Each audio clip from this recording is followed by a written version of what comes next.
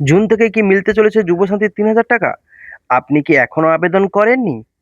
কিভাবে করবেন? আবেদনের শেষ দিন কবে? সবটা জানাবো আজকের ভিডিওতে। রাজ্যে বেকার যুবক-যুবতীদের জন্য বড় খবর ঘোষণা করল নতুন সরকার। আগামী ১লা জুন থেকে শুরু হতে চলেছে যুবশক্তি প্রকল্পের ভাতা।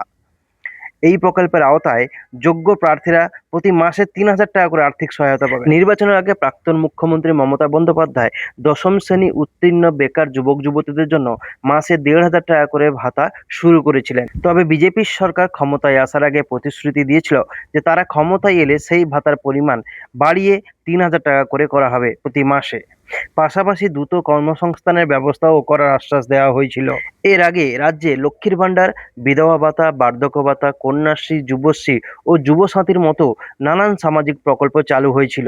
বিশেষ করে লক্ষ্মীর ভাণ্ডার প্রকল্পে রাজ্যের মহিলাদের মধ্যে ব্যাপক জনপ্রিয়তা পেয়েছিল।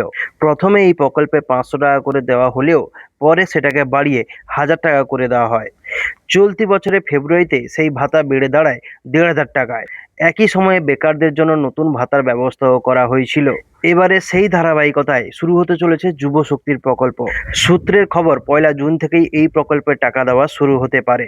তবে এখনো পর্যন্ত নতুন কোনো আবেদনপত্র প্রকাশ করা হয়নি। এক মন্ত্রীর দাবি, খুব শীঘ্রই অনলাইনে যুবশক্তি ভরসা কার্ডের জন্য আবেদন করার ব্যবস্থা চালু হবে। অনলাইনে আবেদন নেওয়া হলে পুরো প্রক্রিয়ায় স্বচ্ছতা বজায় থাকবে বলে জানানো হয়েছে।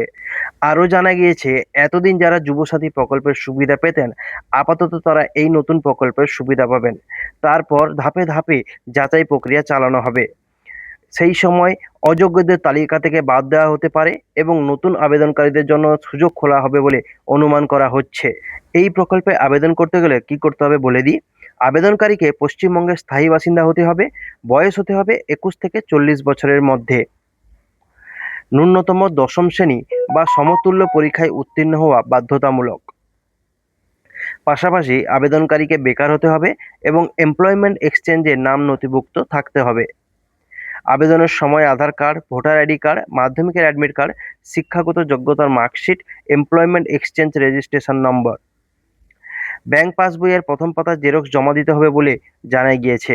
যদি আমার এই ভিডিওটি আপনাদের কাছে ইনফরমেটিভ মনে হয়ে থাকে তাহলে অবশ্যই সাবস্ক্রাইব করে পাশে থাকবেন এবং নতুন নতুন আপডেট পেতে পাশে থাকা বেল আইকনটিকে প্রেস করে রাখবেন।